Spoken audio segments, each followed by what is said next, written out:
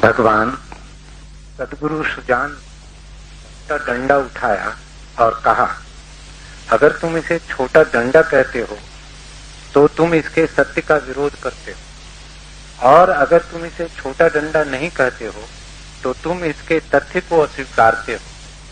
अब कहो तुम इसे क्या कहना पसंद करोगे। भगवान जैन गुरु के इस पहेलीनुमा सूत्र को हमें समझाने की अनुकंपा करें।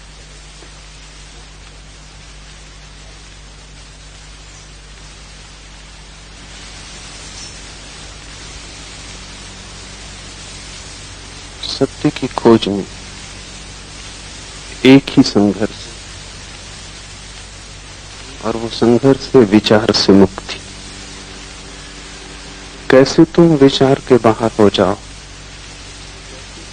सारी विधियां, सारी साधनाएं बस उस छोटे से कदम के लिए।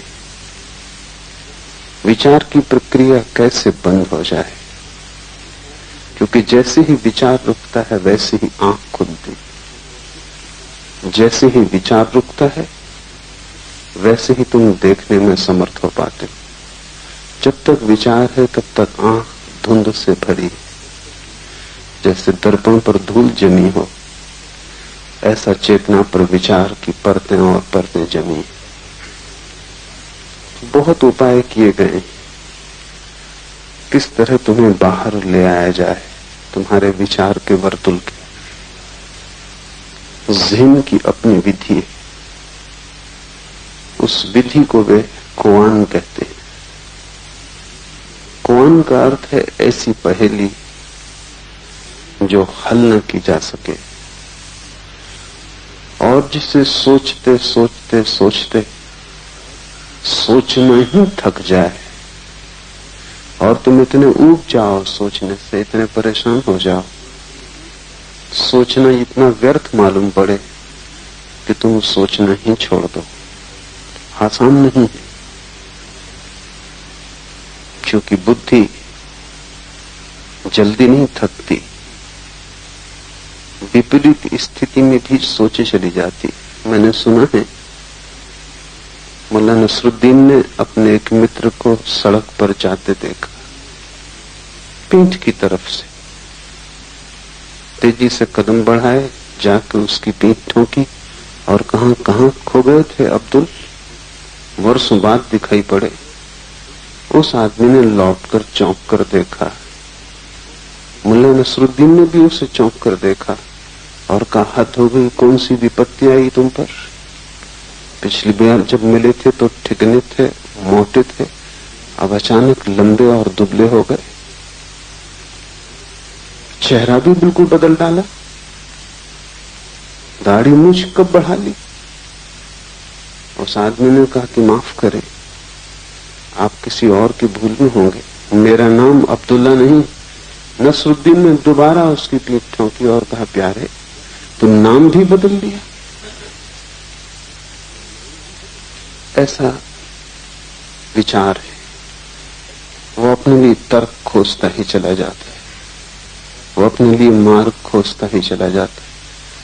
तथ्य को अस्वीकार करना आसान, भीतर की प्रक्रिया को अस्वीकार करना मुश्किल। और करीब करीब विचार ऐसा है जैसा ग्रामोफोन का रिकॉर्ड खराब हो गया और एक ही बात को दोहराता चला जाए। विचार यांत्रिक, पुनरुक्तिपूर्ण, और तुम वही वही दोहराए चले जाते हो। अगर तुम गौर से अपने विचार को देखोगे तो एक बात समझ में आ जाएगी कि बहुत ज्यादा विचार नहीं है तुम्हारे भीतर। कुछ विचार हैं जो बार बार पुनरुक्त होते। एक लीक बन गई, उसी लीक पर मन घूमता रहता है, वहीं सुई अटक गई है और रिकॉर्ड को पुनरुक्त करती रहती।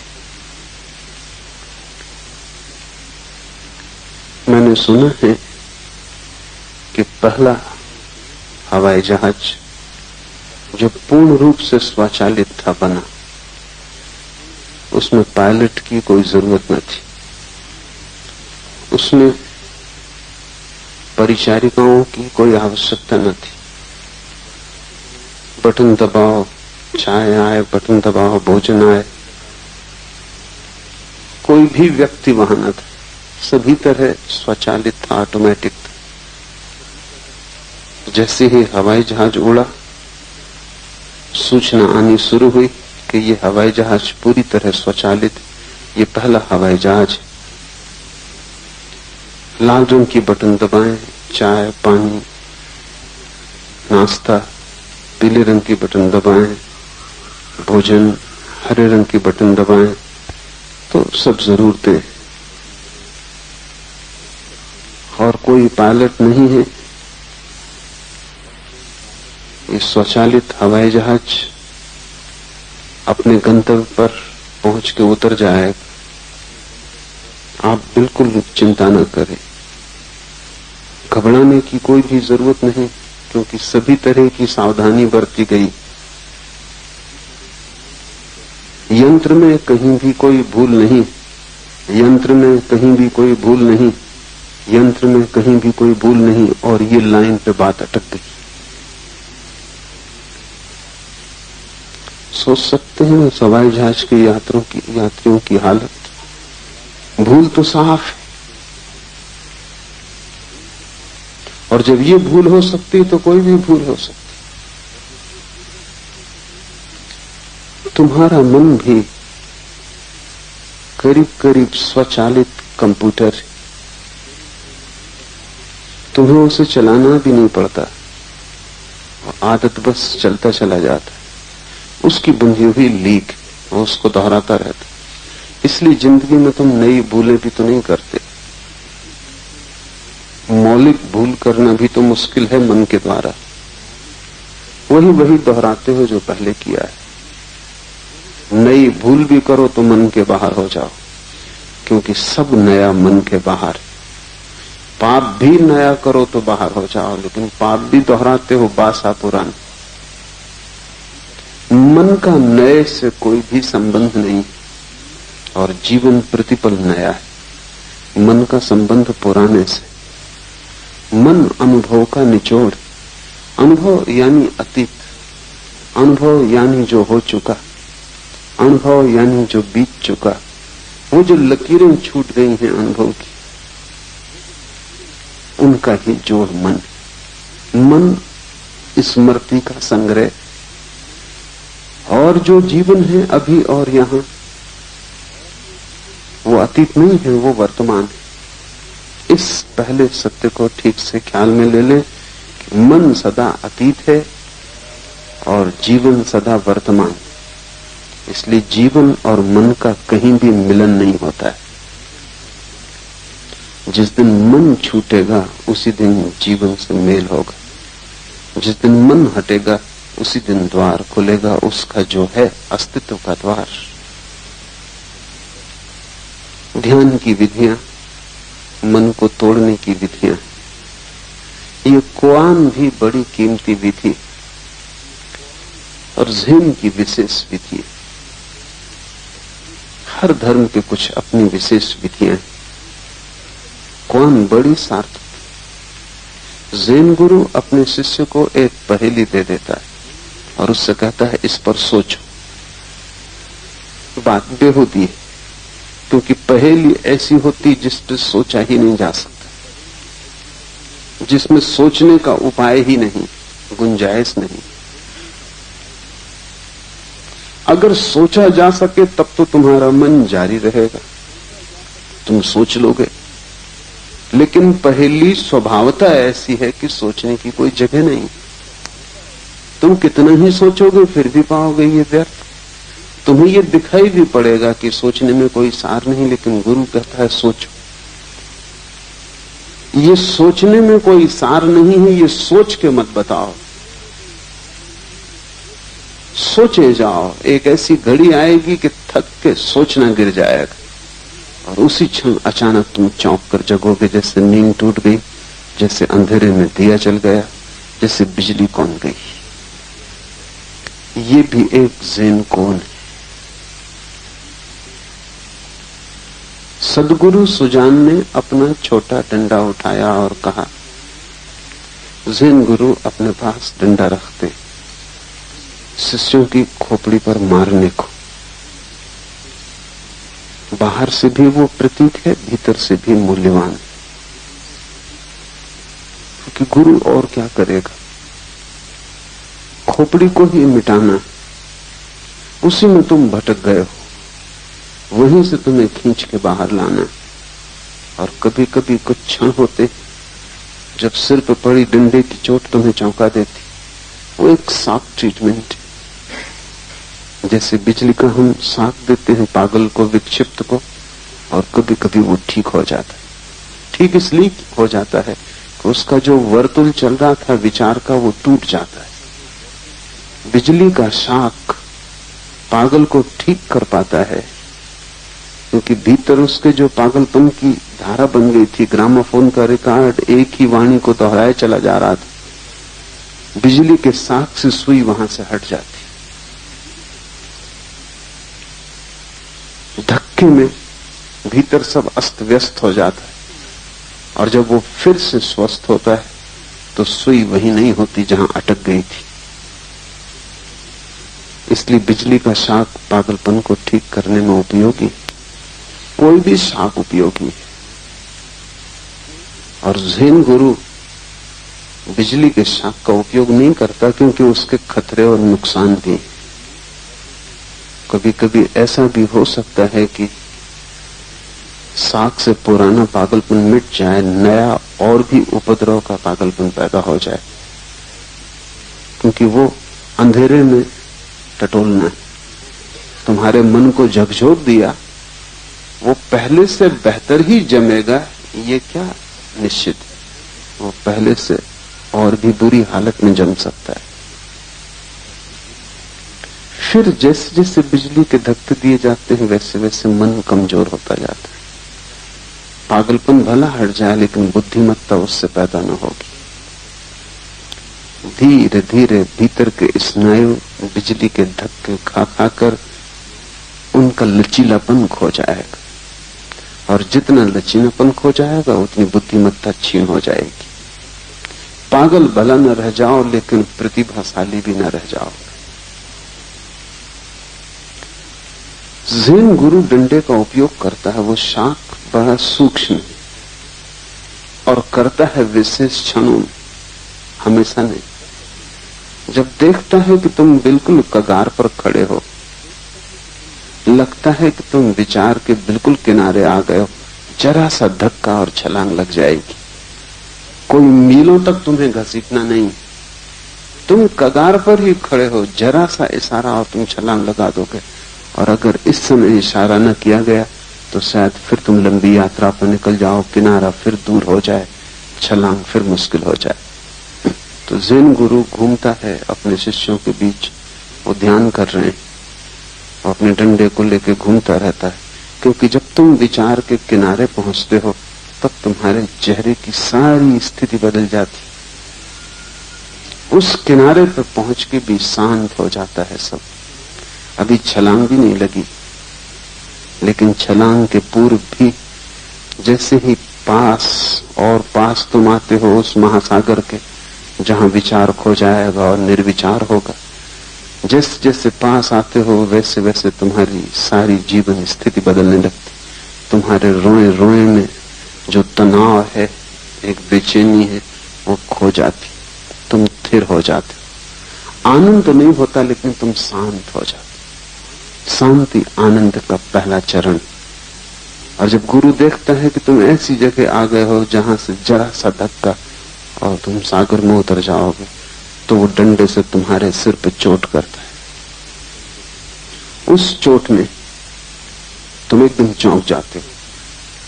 एक सेकंड को उस चौंकने में विचार बंद हो जाते। कोई भी डंडा मार देगा तो तुम चौंकोगे, लेकिन ज्ञान उपलब्ध न होगा, क्योंकि किनारा अगर बहुत दूर हो तो तुम चौंक भी जाओगे, तो जब तक किनारे तक पहुंचोगे तब तक फिर विचार की प्रक्रिया शुरू हो जाएगी। ये तो बिल्कुल कगार पर ही डंडा मारने का फायदा है। और शिष्य प्रतीक्षा करते हैं वर्षों तक कि गुरु कब उन्हें डंडा मार दे, कब इस योग्य समझे कि धक्का दे दे। 6-6 घंटे रोज बैठे रहते हैं ध्यान में। गुरु रोज आता है और खोजता है कौन किनारे पर, और कभी कभी डंडा मारने से ही परम ज्ञान की उपलब्धि हुई।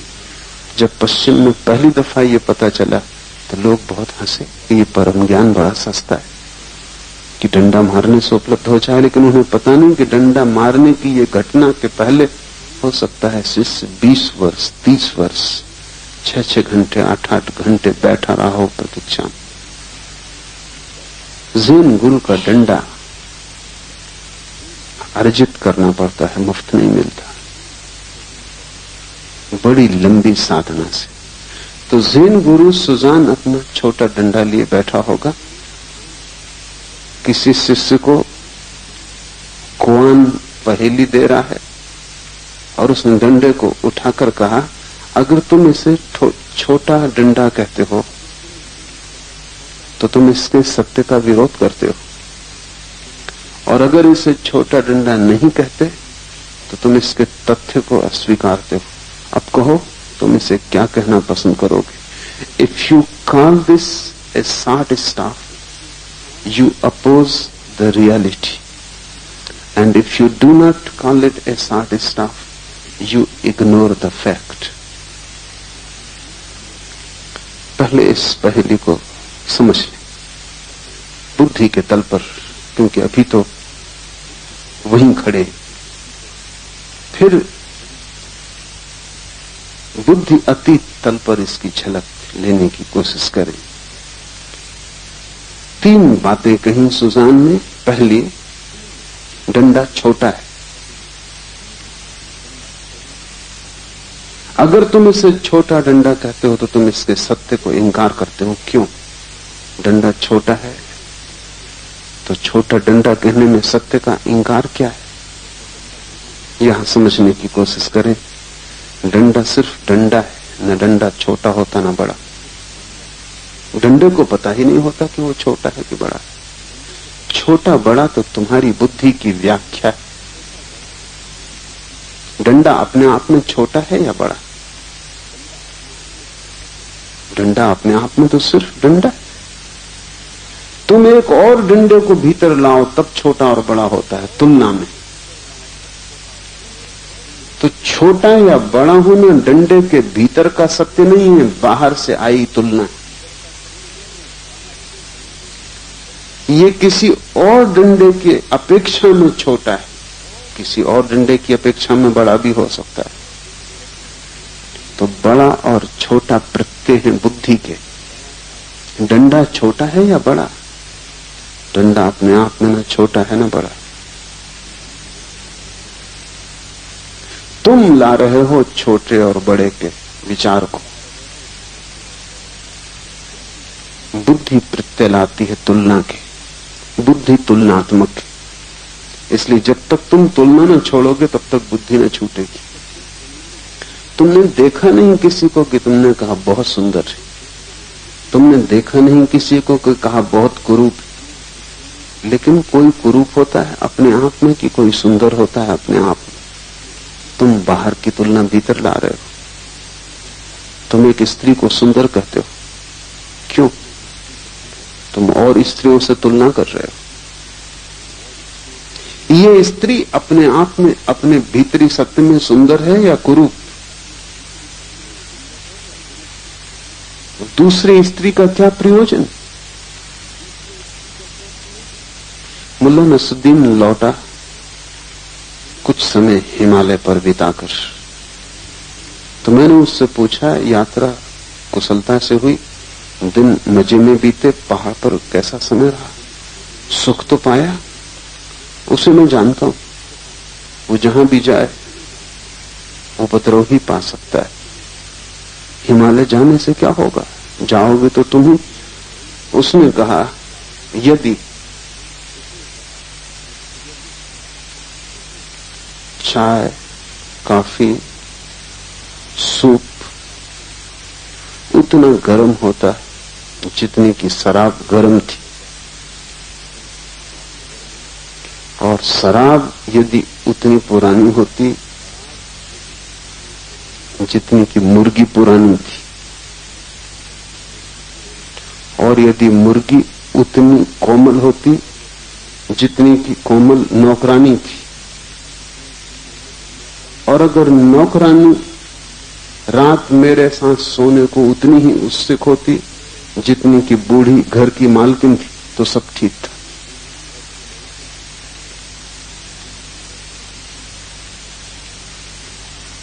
ऐसा मन चलता है, किसी चीज को सीधा नहीं देखता और तुलनाओं को भीतर लेता आता है।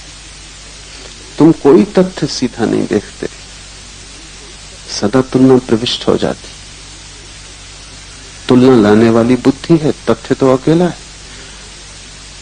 अगर आदमी न हो इस जमीन पर तो कोई वृक्ष लंबा और कोई वृक्ष छोटा होगा। वृक्ष तो होंगे लेकिन न कोई वृक्ष बड़ा होगा न कोई छोटा होगा। घास का तिनका भी छोटा नहीं होगा और हिमालय का पहाड़ भी बड़ा नहीं होगा, क्योंकि छोटा और बड़ा जो लाता था वो आदमी अब नहीं। कोई सुंदर होगा, कोई कुरूप होगा, फूल फिर भी खिलेंगे। गेंदे का फूल कुरूप नहीं होगा, गुलाब का फूल सुंदर नहीं होगा। घास का फूल भी वैसा ही होगा जैसा कमल का फूल, कोई भेद न रह जाएगा। आदमी न हो तो भेद खो जाएगा। भेद अस्तित्व में नहीं, भेद आदमी लाता है। तुम कहते हो किसी बच्चे को कि बड़ा प्रतिभाशाली, किसी बच्चे को कहते हो बिल्कुल बुद्धू है। ये भेद तुम ला रहे हो, और मूल्यांकन बदल जाए तो भेद बदल जाते।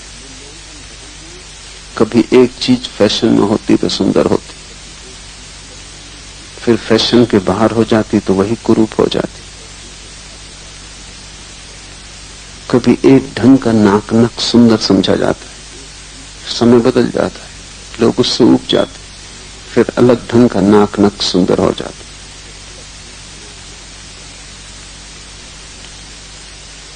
ऐसे कबीले हैं जमीन पर जहां स्त्रियां सिर घुटाती, क्योंकि उन कबीलों में समझा जाता है कि घुटा हुआ सिर ही सुंदर, बाल कुरूपताएं।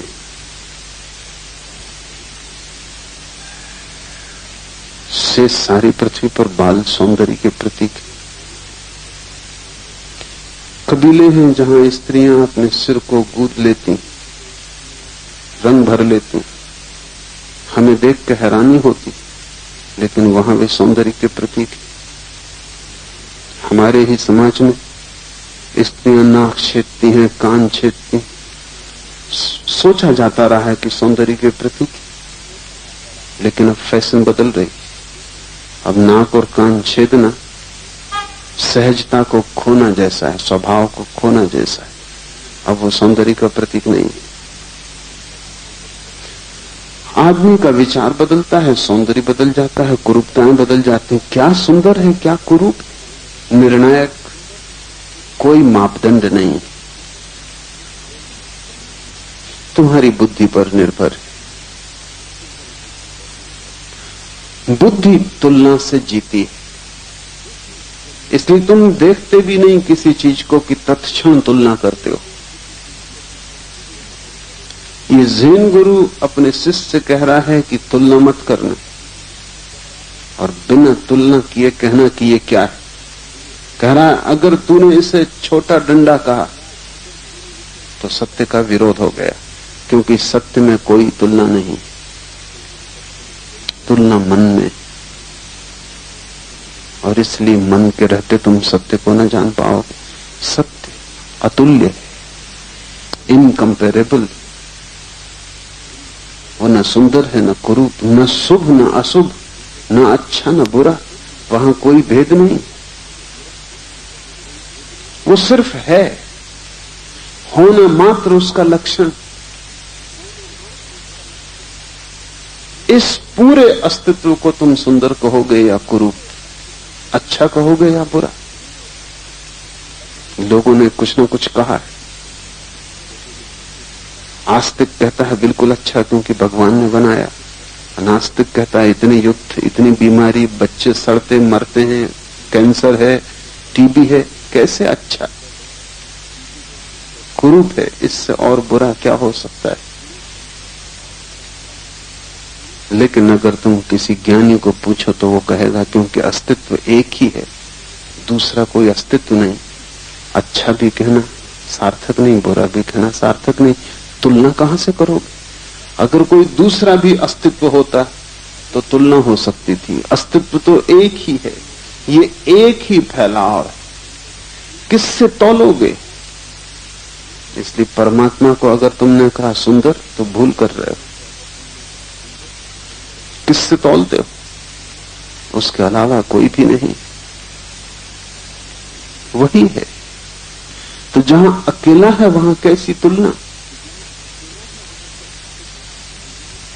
तुलना तो दो के साथ हो सकती, बुद्धि तुलना करती, इसलिए बुद्धि द्वंद्व और द्वैत में जीती, और सत्य अद्वैत है।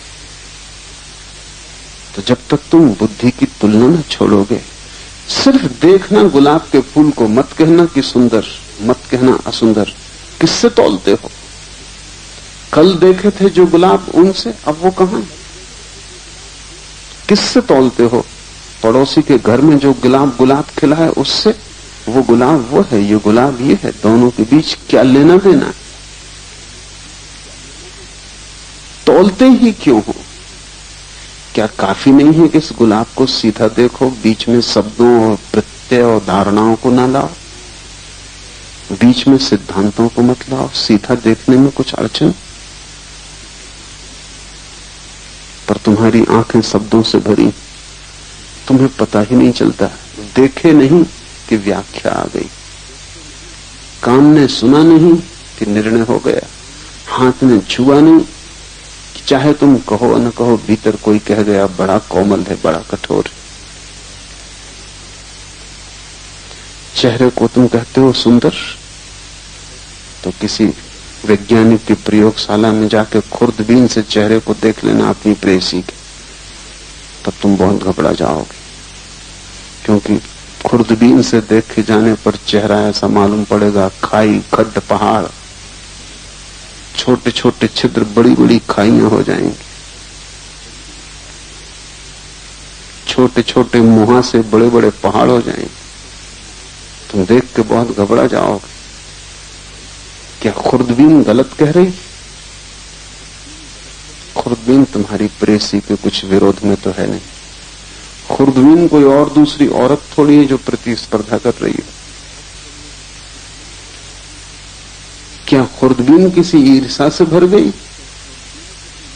सत्य क्या है, जो तुमने खुर्दबीन से देखा वो, या जो खाली आंख से देखा वो?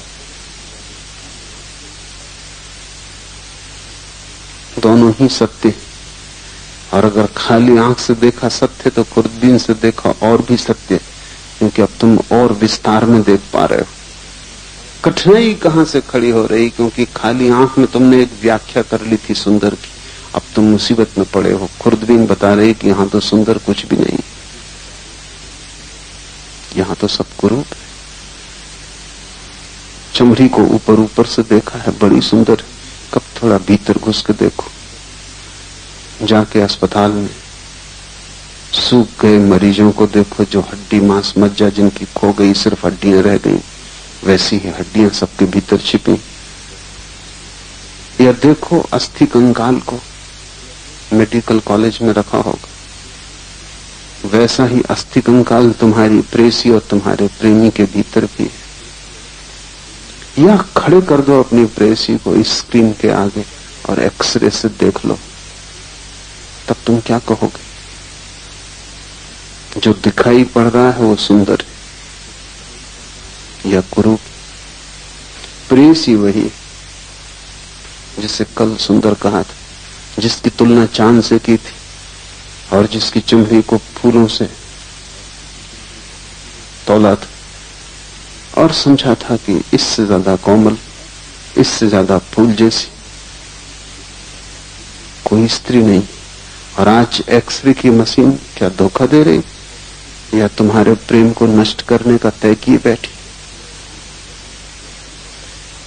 वो जो तुमने व्याख्या की थी, एक्सरे की मशीन को उस व्याख्या से कोई मतलब नहीं। जो तुमने कल देखा था उसी को तुम आज और गहरा करके देख रहे हो। तुम्हारी कल की धारणा मुश्किल में पड़ रही, और जो भी व्यक्ति धारणा बनाएगा वो मुश्किल में पड़ेगा। क्यों? क्योंकि प्रतिपल देखने का ढंग बदलता जाता है, जिंदगी बदलती जाती है और धारणा नहीं बदलती। धारणा जड़ होकर रह जाती।